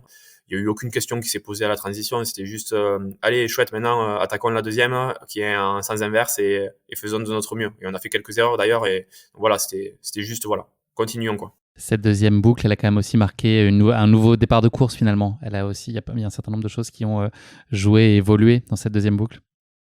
Ouais, c'était très compliqué. Bon, déjà sur le départ de la deuxième boucle, j'ai découvert les erreurs de navigation, d'orientation, un peu par ma faute à chaque reprise, hein. À deux reprises, j'étais un peu devant Guillaume et il m'a un peu suivi et on s'est un peu perdu à chaque fois. Livre numéro 2, on a passé un quart d'heure à jardiner un peu, comme j'aime bien dire, c'est-à-dire faire des allers-retours sur 9 mètres carrés, quoi. À aller trop au sud, trop au nord, à se dire où est le bouquin. Et après, on a vu une frontale et c'était Nick, ancien finisher, qui était sur le livre. Donc voilà, on a perdu 15-20 minutes peut-être Ensuite, une autre erreur à Stallion, où là, pareil, je me suis précipité à gauche. Guillaume me dit, je pense pas que ce soit là. J'ai dit, moi, ça me parle. Donc, on s'enfonce. On est dans une végétation très dense. Ça devient de plus en plus compliqué. Et là, Guillaume me dit, c'est pas bon, je sais plus du tout où je suis. Il faut faire demi-tour. Là, j'ai dit, ouais, si on continue dans ce sens-là, il y a la Jeep Road, là, on peut reprendre le parcours, là, on peut s'y retrouver. Donc là, un petit moment de stress, en fait, où, voilà, revenir sur le parcours, lorsqu'on sait pas trop où on est, c'est compliqué. Donc là, voilà, les premières erreurs d'orientation arrivent. Donc c'est une petite découverte, le fait d'essayer de gérer ça avec lucidité au maximum. Tu penses que la nuit, ça amplifie drastiquement la probabilité de se perdre? Parce que Ouais, la deuxième totalement. boucle, elle a été faite de nuit en partie. Ouais, totalement. Je pense bien. Ouais, ouais. Bon, après, on avait le temps clair quand même. On pouvait voir. S'il y a le brouillard, c'est encore pire, hein. Donc là, on n'a pas eu ça. Donc ça, c'était chouette. Mais clairement, avec la nuit, on a moins de visibilité. On voit moins les sommets à 200, 300 mètres. On voit juste autour de soi à 50, 100 mètres maximum. Donc forcément, ça aide moins. Ouais. La stratégie, elle a déjà commencé à être un peu évolutive aussi. Enfin, elle l'est par nature parce que tu jongles avec des imprévus constamment. Et donc, toi, tu as un peu fait le yo-yo entre rattraper des groupes, s'isoler. Ça a été ça un peu l'idée? Voilà, donc à partir de là, la moitié, deux tiers de la deuxième boucle, là, on commençait à avoir une allure avec Guillaume qui était dangereuse sur les barrières horaires. Je commençais à calculer dans ma tête et je voyais qu'on était plutôt en 22 heures pour les deux boucles qu'en 21 heures. 22 heures qui nous aurait laissé voilà 2 heures de battement sur les barrières horaires de 24 si on ralentissait pas, si ça se passait bien, si on faisait pas d'erreur d'orientation. Ça commençait à m'inquiéter. Guillaume voyait que je pouvais, enfin que j'avais envie d'accélérer, que j'étais inquiet en fait. Il me disait par devant, vas-y, n'hésite pas à essayer de rattraper les autres. Et j'étais contrarié, c'était compliqué. Je voulais partager cette aventure avec lui en fait. Et comme je le disais, j'étais un peu dans un étau entre vouloir partager ces 4 boucles avec lui et prendre la décision de mettre une croix déjà dessus et prendre mon envol et me focaliser sur mon finish à moi. Donc c'était très compliqué. C'est ce que j'ai fait éventuellement à deux tiers de la deuxième boucle où là j'ai dit à Guillaume, j'ai dit allez, je vais essayer de partir seul devant là pour essayer de rentrer dans les barrières horaires qu'on s'était fixées et voilà, je suis parti seul. J'ai fini cette deuxième boucle seul en faisant quelques erreurs, mais très très minimes. Je connaissais plutôt bien le début du parcours, du coup je l'avais assez enregistré. Et comme tu dis, ensuite c'est vraiment faire le yo-yo, voilà, avoir une tactique un peu. Est-ce que je me greffe à des groupes qui sont devant pour pouvoir bénéficier un peu de leur expérience et de leur orientation, ou alors est-ce que je m'écoute, est-ce que je vais à mon allure pour ne pas exploser, ne pas me cramer, et aussi pour me recentrer sur moi et me focaliser à 100% sur le parcours. Donc en fonction des boucles, j'ai fait des choix différents. La troisième où je me suis accompagné de Jared et Karel qui connaissaient le parcours, où je les ai laissés partir devant parce qu'à un moment donné ils allaient à des allures qui étaient trop vite pour moi. Donc voilà, j'ai alterné entre ces décisions-là. À quel moment est-ce que tu as appris que Guillaume avait abandonné et puis quel impact ça a eu sur toi? On le voit quand j'arrive lors de ma troisième boucle, je crois. Je savais pas qu'il était au camp déjà. Je discute là et là ils me le disent et là, je suis, un sentiment de culpabilité énorme.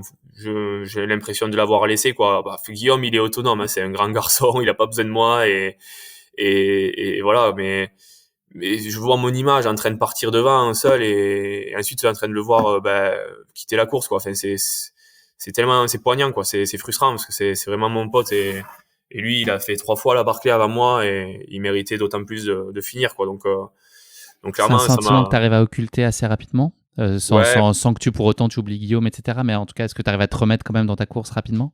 Voilà, malgré tout, voilà, au bout de 10-15 secondes, j'ai essayé de mettre les œillères, entre guillemets, de prendre sur moi et de me recentrer sur ma pause, qui était critique aussi. J'étais en train de démarrer ma pause pour la quatrième nuit. Celle ou la seule, d'ailleurs, où je me suis allongé pour faire une sieste de 18 minutes, d'un peu moins de 20 minutes, hein. Donc voilà, là, les priorités étaient à la pause, à m'alimenter, à me changer, à dormir et à repartir. Donc c'était pas facile, hein, un mélange d'émotions. Voilà, le fait de savoir que que je repartais aussi dans le bain sur une quatrième boucle de nuit, avec ce que ça impliquait et la fatigue qui s'accumulait et voilà, tout ça, une pause particulière. Et en même temps sentir, j'imagine que Guillaume était à fond derrière toi pour souhaiter que tout ça se bien, Ouais, j'imagine. ça c'était touchant. Lui, Pauline et Alexandre qui étaient là pour moi à la pause. Du coup, là ils ont fait un trio à partir de là qui était juste génial. La barrière horaire, on en a un peu parlé tout à l'heure. C'est une menace qui se précise, ou en tout cas qui est encore présente à ce moment-là de la course. Ouais, ça m'inquiétait. J'étais avec Jared Campbell, triple finisher, lors de la fin de la troisième boucle. Et j'ai demande, j'ai pas l'habitude de demander, mais il a tellement d'expérience en fait que tu t'en penses quoi pour 5 boucles là? Ça faisait 30 heures, 31 heures qu'on était sur le parcours et on allait finir en 33 heures la troisième. Il me dit très compliqué, il me dit very complicated. Je me dis ok, waouh, si toi tu dis ça, ça veut dire que pour moi c'est impossible. Donc là je me dis waouh, les barrières horaires elles commencent à se rapprocher, ça commence à devenir compliqué. Donc pas plus. Après je fais abstraction, hein, un pas après l'autre. Hein, c'est pas pour autant que j'ai ralenti et que j'ai quitté la course. Hein, j'ai pris les choses comme elles venaient. J'ai essayé d'accélérer sur la dernière descente. Hein. Jared lui se sentait moins bien, il avait mal au genou, donc je l'ai laissé et il a abandonné par la suite malheureusement. Et voilà, et après en arrivant sur la troisième, j'ai appris que Karel était parti sur la quatrième pas longtemps avant moi. Donc voilà, j'ai accéléré un petit peu, j'ai rejoint Karel et là je me suis dit allez, on va attaquer la quatrième nuit à deux. Donc voilà, déjà la barrière horaire n'était plus dans ma tête, mais forcément des fois quand on fait les calculs dans sa tête, ça peut être intimidant. C'est quoi tes clés mentales dans les moments de moins bien là, que tu as pu évoquer? Est-ce qu'il y a des choses auxquelles tu t'accroches? Est-ce que tu penses au genou cassé de Mike Horn? À quoi tu t'accroches? Il y a des figures qui viennent, il y a des pensées positives, des phrases qui te portent. Tu débranches le cerveau. Comment tu gères ça? Il y a de tout. Je débranche beaucoup le cerveau en course. Par contre, je le débranche pas complètement. Je pense vraiment beaucoup à mes proches, à ma chérie Lucille qui, elle, n'a pas beaucoup dormi pendant les 60 heures. Elle a vécu un ultra à distance. Même si Apple, le suivi est compliqué, voilà, enfin, mes proches restent éveillés. Elle, je pensais à ma famille, à mes amis, à tout le monde qui me suivait. Et je savais que même si j'étais dans le parc où je voyais personne, les gens me voyaient malgré tout. Même s'ils me voyaient pas, j'avais ce regard quand même au-dessus de moi voilà, je me disais, ne lâche rien, quoi. Tu le fais pour toi, mais tu le fais aussi pour tes proches, et ça, c'est trop cool. Et voilà, et comme tu le dis, je déconnecte aussi le cerveau, je me pose plus la question, en fait. Comme quand Jared, il m'a fait la remarque, j'étais dégoûté de voir que c'était très compliqué, mais je me dis, bah, c'est comme ça, de toute façon, on va continuer à avancer, et on va se donner les moyens, et voilà, quoi. Faut pas trop cogiter, quoi. Est-ce que tu peux nous parler maintenant de ta quatrième boucle? Comment elle s'est passée? La quatrième, ouais, c'était une des plus intéressantes avec la transition qui va suivre aussi. Du coup, je rejoins Karel sur la quatrième. Il commence à faire nuit. Je me sens en forme. Je me sens dans la forme de ma vie. C'est incroyable. Je me sens d'envoyer. Et là, Karel, lui, commence à s'assoupir et il me dit, ça serait bien qu'on s'associe pour la nuit. J'ai dit, ok, mais il y a vraiment pas de souci. Au contraire, je suis chaud, mais on essaie d'envoyer. Donc, il prend ma roue entre guillemets. On avance. Et là, en fait, le fait d'être avec Karel, inconsciemment, je commence déjà à voir les soucis que ça allait impliquer. J'étais pas concentré à 100%. Je commence à me précipiter dans les pentes sans trop regarder où je vais. Donc là, déjà, checkmate, là, une des premières pentes de la Barclay. Je vais droit dans la pente. Je reconnais pas. Karel, je le vois plus haut. Il continue à chercher. Il me dit, je pense pas que ce soit là. Je lui dis, ouais, c'est pas grave. On prend là à 70 degrés et on va rejoindre la rivière et on perd du temps. On jardine un peu, on prend pas la bonne ligne en fait. Du coup là, déjà, première erreur d'orientation où oui, je me sens en forme, mais je perds en lucidité et heureusement, il y a Karel qui est là un peu pour me corriger. Donc déjà, ça commence comme ça, la quatrième boucle. On continue ensemble ensuite à collaborer. Là, on commence à avoir un moment de moins bien tous les deux. Moi, je me rappelle, là, je commence à marcher sur le sentier en suivant Karel dans ses pas. Je commence à tituber, je commence à avoir flou, je commence à avoir le sommeil qui arrive, je m'endors presque en train de marcher en fait. Et là, ça commence à être très compliqué, c'est à peine 23 heures, je pense, on est à un tiers de la nuit seulement. Et là, je me dis, waouh, j'espère que ça va pas s'empirer, sinon je vais pas pouvoir aller beaucoup plus loin, quoi. Donc, je commence à m'alimenter, je prends un petit surplus de caféine là, j'ai des compléments en caféine là qui font que c'est comme si je prenais 5 cafés en même temps. Donc, je prends ça, je mange, je bois. Et au bout de 15-20 minutes, éventuellement, ça va mieux. Ça commence à s'éclaircir. Je vois le sentier à nouveau, c'est plus flou, je marche normalement. Donc ça, déjà, c'était top. Voilà, avec Karel, on a des soucis un peu d'énergie. Il me dit, à un moment donné, avec John, on a une technique, c'est de crier. Quand il nous manque de l'énergie, on commence à crier, on se dit des allées, des commandes, des trucs encourageants et on fait ça. Donc, si jamais tu m'entends crier, n'aie pas peur, quoi. Je dis, ok, je connaissais pas cette technique, mais c'est marrant, pourquoi pas, quoi. Du coup, à un moment donné, j'entends crier derrière. J'avais pas compris que c'était ça, quoi. Du coup, j'ai dit, tu me parles? Il me dit, non, t'inquiète, je commence à crier, là. Je commence à m'encourager, là. Du coup, voilà. Du coup, j'ai joué le jeu. Je me suis dit, c'est une bonne technique. Du coup, on s'encourageait un petit peu avec Karel. Ça nous a réveillé un peu. Mais voilà, et après on a continué à faire des erreurs d'orientation à cause de ce que j'ai dit en fait, à cause du fait que moi je me reposais un peu sur Karel inconsciemment et j'étais pas focus à 100% et je me précipitais dans les pentes. Et lui était aussi, il comptait sur moi, il comptait sur le fait que lui, il commençait à s'endormir et il avait vraiment sommeil, donc il y avait aucun de nous deux qui était focus et on faisait des erreurs qu'on n'aurait jamais dû faire. Du coup, à un moment donné, c'était à peu près à la mi-parcours. Là, j'ai décidé d'accélérer, de partir devant, seul, de me recentrer sur moi-même, sur une section surtout que je connaissais très bien, la section qui arrivait, et de faire, voilà, de bénéficier de ma fraîcheur et vraiment d'être sûr que j'étais seul pour vraiment faire attention à mon orientation. Tu boucles cette quatrième boucle, ça fait une répétition, mais Ouais. sans encombre, donc tu pars sur ce nouvel élan. Tu as des hallucinations un petit peu sur le parcours à ce moment-là? Donc voilà, je quitte Karel, j'ai quelques hallucinations, mais qui sont très légères cette fois-ci. Hein. En fait, il faut se mettre dans le contexte. Il y a personne, on entend le bruit de la forêt, des arbres, du vent, des feuilles qui crissent, le sol. En fait, on entend tout. Et à un moment donné, il y a juste le cerveau qui fait des mini-associations où on a l'impression qu'il y a des randonneurs qui sont à 100 mètres, 200 mètres, une voix inaudible en fait, qu'on croit apercevoir, où on se dit il y a des gens là-bas, alors que bon, c'est 2 heures du matin et forcément il y a personne en fait. Et moi, ce qui était marrant, c'est que ces voix, elles prenaient la voix de Guillaume, comme s'il y avait Guillaume à 100 mètres qui me disait Auré et tout ça, et qui me parlait. C'était un peu perturbant, mais c'est très inaudible. C'est des petites voix, c'est des petites associations qui sont très légères. Et donc j'avais eu ça. Et après, oui, éventuellement, j'ai rejoint le groupe de tête. Hein. Il y avait Damian, Hall et Albert Casas, qui lui faisait une sieste. Albert commençait à avoir des soucis de sommeil. Il dormait à côté d'un livre. Donc là, je les ai rejoints. Damian m'a rejoint pour une petite section jusqu'au livre, jusqu'à l'avant-dernier livre. Et ensuite, Damian a préparé des trucs dans son sac. Enfin, je suis parti tout seul. Il a pas réussi à rester avec moi. Donc là, j'ai continué la fin de boucle tout seul jusqu'à arriver au campement où là, du coup, je suis arrivé 5 ou 10 minutes après John, je crois, qui était le premier à être arrivé. Et où là, du coup, on a eu une transition intéressante parce que là, c'était la 5e boucle qui se jouait et le sens de la 5e boucle allait se décider dans les minutes à venir, quoi. Est-ce que tu peux te dire à ce moment-là que tu vas le faire? Est-ce que c'est possible de s'autoriser à croire ça ou faut surtout pas baisser la garde et présumer d'une éventuelle réussite? Ouais, c'est très dur. Ça me rappelle des émotions. En fait, c'est dur parce que on se rend compte à ce moment-là qu'on peut le faire, mais on doit s'empêcher de croire qu'on peut le faire parce que du coup, on est en train de vivre sa victoire trop en avance, entre guillemets. On sait qu'on peut le faire, mais si on commence trop à y penser et qu'on sort de sa course, en fait, c'est le début de la fin, quoi. Enfin, il faut rester dans sa course, en fait. Désolé, c'est compliqué d'en parler parce que du coup, c'est je très me remets dans le émouvant, bain. Ouais. ouais. Du On coup, comprend. je me rappelle justement, voir mon rêve qui est en train de se réaliser et me dire, ben non, en fait, enfin, il faut se C'est trop forcer, tôt. ouais, voilà. Il faut se forcer à se dire, ben non, en fait, enfin, voilà, il faut rester concentré, se dire que oui, ça peut arriver, mais rester concentré malgré tout. Ouais. C'est hyper touchant, ouais, Aurélien, j'avoue, Ouais. ça prend aux tripes. C'est tellement chouette, et puis ça s'est tellement bien passé et tellement bien bouclé, puisque tu l'as faite, cette 5e boucle. T'es allé au bout de toi. Ouais, donc ce que je voulais dire, voilà, enfin, à la transition, du coup, c'était particulier parce que le premier qui retouche la barrière jaune pour repartir sur la 5e boucle décide de son sens, en fait. Je savais pas, John, ce qu'il allait choisir parce qu'il a fini déjà en 2017 avec le sens horaire. Et je me suis dit, s'il faut, cette année, il va choisir le sens anti-horaire pour avoir un finish complet.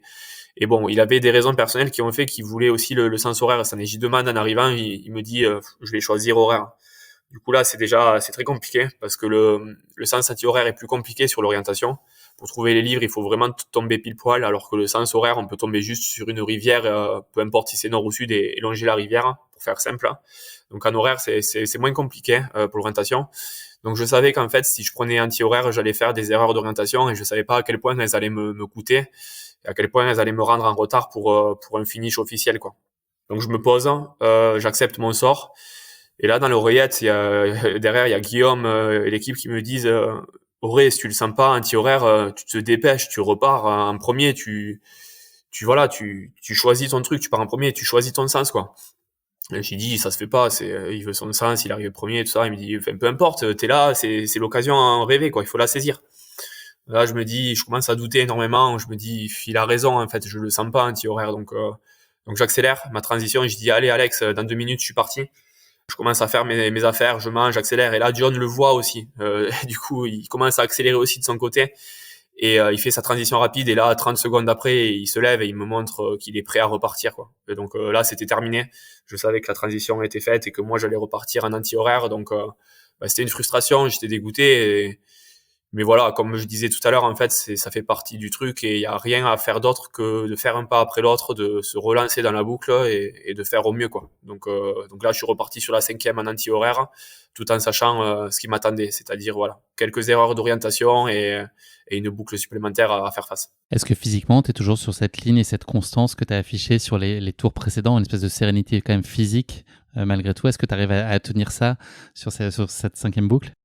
Ouais, c'était incroyable. C'était des sensations incroyables. Je me sentais frais, bon, pas frais comme si j'avais rien fait. Faut essayer de se rendre compte du truc, hein, mais je voyais les images de personnes qui partaient sur une 5e boucle, en titubant un peu, avec des courbatures, avec les jambes lourdes, un peu comme quand j'ai vu John partir, hein, sur sa 5e boucle. J'ai vu que c'était difficile, hein. Et moi je me sentais courir, je voulais sprinter presque cette boucle en entier, quoi. Et j'avais une sensation d'adrénaline et de fraîcheur physique pour la distance que j'avais parcourue, vraiment incroyable, que j'avais jamais vécu sur d'autres courses. Voilà, le fait que je m'étais bien alimenté, bien hydraté, que j'avais fait les choses bien, et je pense vraiment à la bonne étoile, parce que là, c'était juste incroyable. Donc oui, j'avais une fraîcheur sur la 5e boucle qui a fait que je suis parti vraiment déterminé, et je l'ai vécu un peu, je l'ai vu un peu sur les images. J'ai regardé quelques images a posteriori, et je ressens vraiment à travers les images ce que j'ai vécu pendant la course aussi. Tu arrives au terme de cette 5e boucle, quand tu vois cette barrière au loin, est-ce que c'est possible de réaliser, de comprendre ce que tu es en train de vivre? Est-ce que tu as une approche très pragmatique ou trop de fatigue? Et est-ce que tu es dans une logique rationnelle? Est-ce que tu es dans l'émotion? Est-ce que tu es hors de ton corps et puis tu es un peu dans un truc qui te dépasse complètement et qui te submerge? Ouais, c'est particulier. C'était un mélange de plein de choses. Il y a aussi le livre 12 là qui était pas là, où j'arrivais à Laz avec une page à moins, qui fait que j'étais dans une ambiance un peu particulière. Je savais pas comment il allait le prendre en fait. J'étais vraiment jusqu'à la fin concentré, jusqu'au dernier virage. J'avais en tête l'histoire de Gary Robbins en 2017 qui s'est trompé au dernier virage. Je me suis dit je veux pas faire la même erreur. Du coup, vraiment, Et je qui a savais que le échoué à finish 6 allait secondes arriver. près? À 6 secondes près, ouais, exactement. Bon, il allait pas être officialisé dans tous les cas parce qu'il s'est trompé sur le parcours, mais en plus de ça, ouais, il finit à 6 secondes, et je voulais pas vivre la même histoire. Donc j'étais concentré jusqu'au dernier virage, et là, lorsque j'étais sur le sentier et que les bois sont silencieux et que là, j'entends la foule crier tout d'un coup, qui voit ma frontale et qui voit que le finish est officiel. Là, oui, là, ça devient réel. Là, j'ai de l'émotion, je commence à pleurer. Je partage ça avec les gens, j'ai de la compassion avec mon pote Guillaume qui est là, avec tous ces gens-là qui sont là, et avec Laz qui me demande de compter les pages. Et du coup, j'y dans les pages et j'ai dit j'en ai que 12, je suis désolé, j'en ai pas 13 parce qu'il manquait ce bouquin. Donc voilà, c'est un mélange de tout ça, et là quand il me tend le livre et qu'il me dit t'inquiète pas, le randonneur nous l'a amené, on comprend que tu n'es pas la 13e page. Là, c'est un soulagement extraordinaire. Qu'est-ce que tu as lu dans son regard? Est-ce que finalement il est aussi heureux que toi? On a senti que derrière la façade, il y avait un cœur qui battait fort. Est-ce que voilà, il est aussi très heureux, très fier? Et toi, qu'est-ce que toi tu ressens? C'est de la satisfaction, c'est le devoir accompli, c'est réaliser déjà que tu as fait quelque chose de très grand. Par quoi tu te fais prendre à ce moment-là? Ouais, ouais, après, bon, je sais pas ce qui se passe dans sa tête, je pourrais pas dire qu'il est fier ou quoi que ce soit. Je pense que vraiment il était ému, et oui, il était content d'être là, et content de nous donner ce défi et de voir à quel point on se dépasse pour se donner cette finalité-là. Donc je pense que oui, il était fier de cette course, de comment ça s'est passé. On a échangé quelques mots avec lui à l'arrivée. Et c'était des bons mots. Moi, je l'ai remercié chaleureusement voilà, il a contribué à ces 6 ans de vie derrière moi où je pense être devenu une meilleure personne, je pense m'être amélioré, et je pense que ça m'a beaucoup impacté dans mon quotidien aussi. Et ça m'a apporté un peu de sagesse, je pense, le fait de faire de l'ultra trail, et je serai à jamais reconnaissant à Laz d'avoir eu cet impact dans ma vie. Et lui, voilà, il m'a dit des mots très touchants. Que voilà, donc clairement ça m'a touché. Oui, je pense que il a vécu aussi des émotions, et moi ce que j'en ressors, c'est que je me sens énormément privilégié d'avoir fini cette course-là en tant que première participation, et je vois les efforts que les autres font. Tout le monde le cherche, ce finish, tout le monde le veut, et moi j'ai eu toutes les étoiles qui se sont alignées sur ma première participation, une préparation de dingue, une météo parfaite, une forme de feu, donc voilà, un sentiment de privilège surtout. Ouais. Est-ce que c'est satisfaisant aussi de se dire que vous avez été plusieurs à réussir, puisque toi, tu as bouclé la Barclay en 58 heures et 23 minutes, mais il y a John qui est arrivé un peu après, et Karel aussi, avec qui tu as parcouru fait une partie du chemin à ses côtés. Est-ce que c'est chouette est-ce que t'as pris plaisir aussi à suivre leurs courses, à les accueillir et voir que eux aussi étaient passés à travers et avaient réussi ce grand accomplissement? C'est ça qui est marrant. En fait, j'ai calculé ça à peine cette semaine, hein. Bon, on m'a dit à la gate là, à la barrière jaune, quand je suis arrivé, que j'étais premier. Je savais pas que John n'était pas arrivé. Et en fait, être premier, je trouve que ça n'a pas forcément une signification particulière. Sauf que oui, forcément, ça fait plaisir de se dire que je suis arrivé avant John, qui lui est une personne que j'admire énormément. Ça me fait dire que je fais un peu partie de sa catégorie. Enfin, qu'en tout cas, je suis pas loin et que voilà, c'est quand même plaisant de se dire que voilà, qu'on fait ça. Mais au final, la chose la plus intéressante que je me suis dit cette semaine, c'est que j'ai pu assister à leur finish. Le fait d'arriver avant, si j'étais arrivé après, j'aurais pas vu John ou Karel finir. Et en fait, le fait de voir John finir comme il a fini, comme si c'était sa première fois, avec toute l'émotion que ça impliquait, sa femme, ses enfants, tous les gens qui l'ont applaudi, et voir ensuite Karel finir à 7 minutes de la barrière horaire, être là, c'était un privilège incroyable. Du coup, à refaire, ben oui, clairement, du coup, je suis content d'être arrivé premier parce que du coup, ça m'a donné l'opportunité d'être le témoin de leur finish. Sinon, je l'aurais pas vu et j'aurais manqué quelque chose, je pense. Dans le même registre, est-ce que le fait d'être le premier Français à finir la Barclay, est-ce que c'est anecdotique, entre guillemets, ou est-ce que ça a quand même une petite saveur pour toi? Ça, c'est pareil. En vrai, c'est anecdotique parce que si on m'avait dit avant la course, est-ce que le but c'est d'être le premier Français? Et c'est ce qu'on disait, clairement, le but, c'était vraiment qu'on soit les deux premiers Français avec Guillaume, au-delà du premier, du second, enfin, on s'en foutait, quoi. Enfin, je trouve que c'est cool qu'on en discute, qu'on partage, que je sois le premier Français, et que peut-être ça inspire d'autres personnes à vouloir faire cette course et à se donner les moyens. Que moi, je sois le premier Français au-delà de quelqu'un d'autre. Guillaume méritait tout aussi bien d'être le premier Français et d'autres avant moi.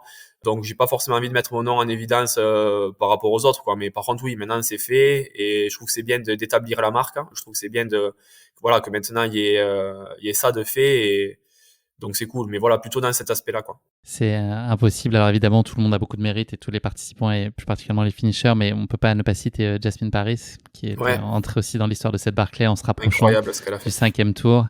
On est beaucoup à penser qu'un jour, une femme arrivera à boucler la Barclay. Voilà, c'est quoi les raisons d'y croire? Et puis, est-ce que selon toi, est-ce que c'est Jasmine qui a le profil aujourd'hui, voilà, qui a le plus de chances en tout cas le mieux armé pour imaginer un jour boucler la Barclay?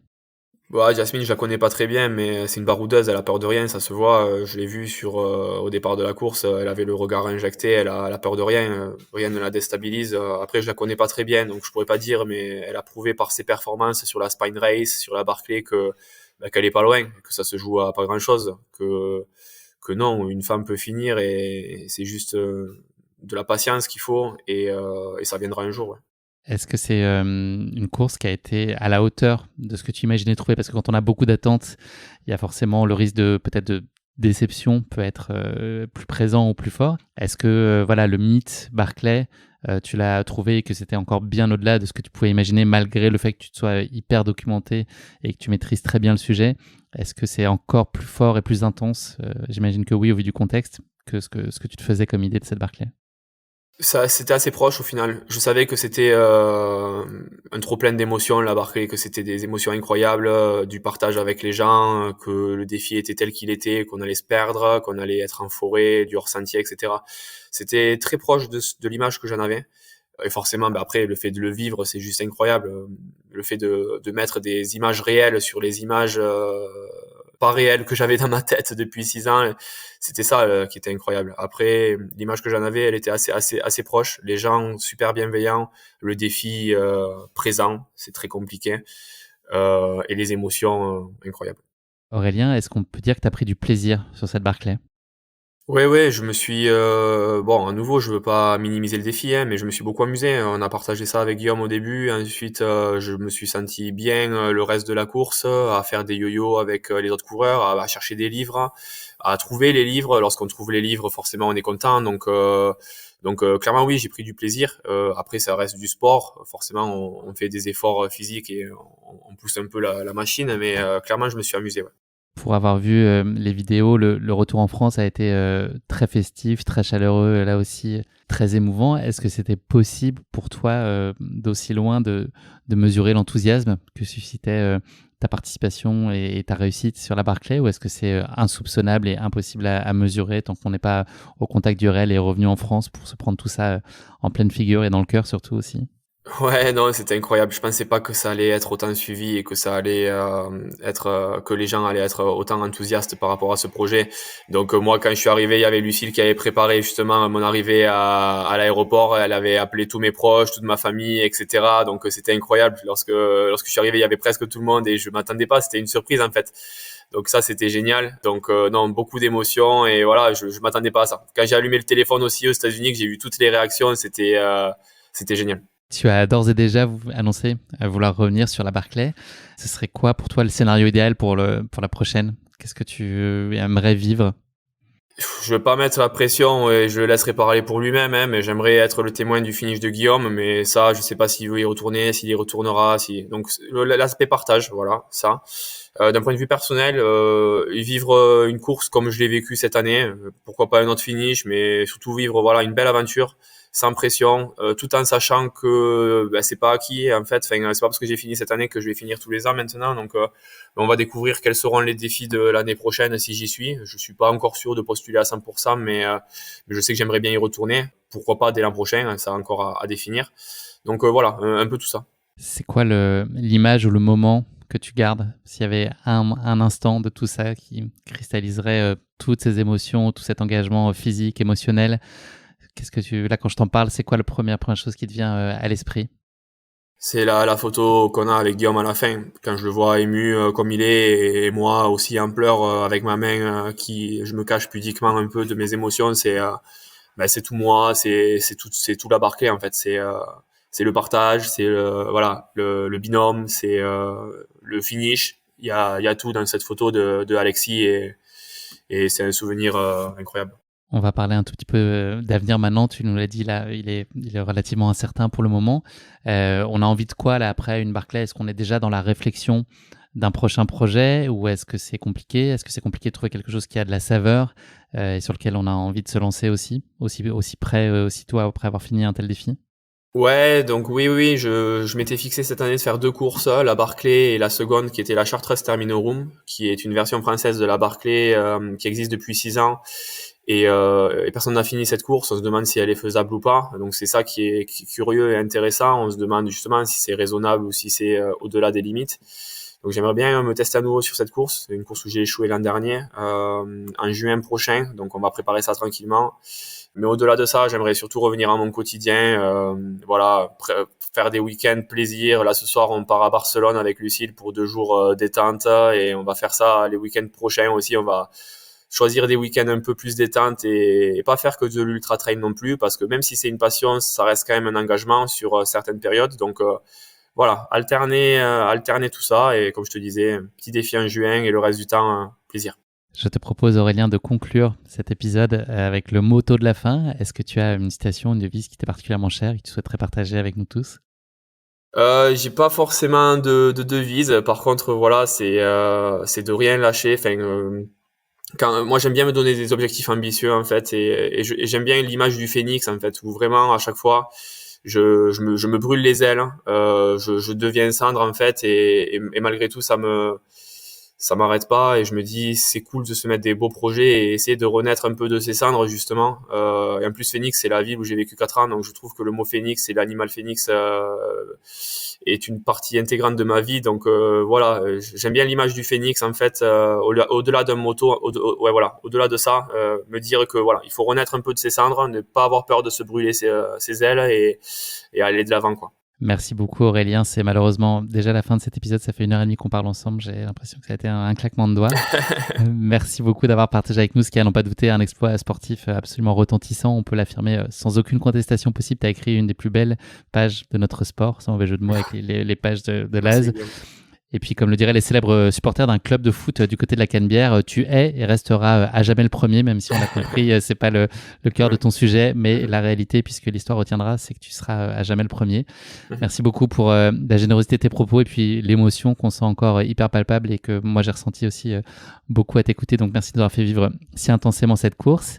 On a vraiment vibré là à te suivre à distance, même si c'est un exercice quand même de suivre la Barclay, c'est pas hyper simple, mais on est très nombreux à avoir passé pas mal de jours et de nuits à rafraîchir nos comptes Twitter, nos pages Facebook, etc. pour suivre ce qui se passait du côté de Frozen Aid. Donc on en a pris un petit coup en termes de productivité au boulot, mais c'était pour la bonne cause et sache qu'on a poussé derrière toi et puis derrière aussi tous les concurrents qui étaient en course. Je te souhaite beaucoup de bonheur, beaucoup de succès, beaucoup de plaisir surtout dans tes aventures qui arrivent. On sait qu'elles seront nombreuses et puis on va les suivre avec évidemment beaucoup d'intérêt.